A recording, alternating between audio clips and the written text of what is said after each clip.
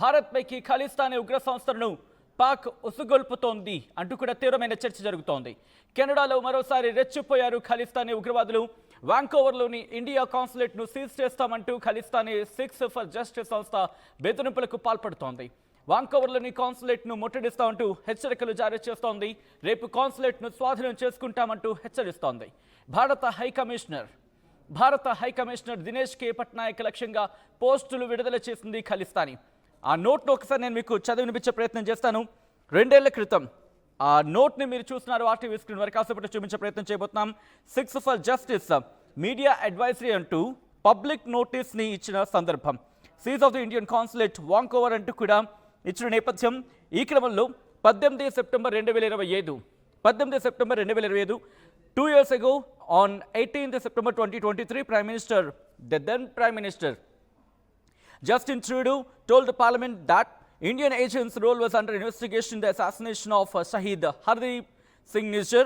2 years on, Indian consulate continued to run spy networks and surveillance targeting Khalistan referendum campaigners.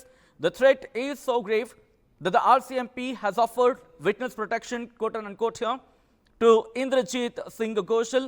He assumed leadership of the Khalistan referendum campaign after Shahid Nijjar's మార్చడం అంటూ కూడా చెప్పిన నేపథ్యం.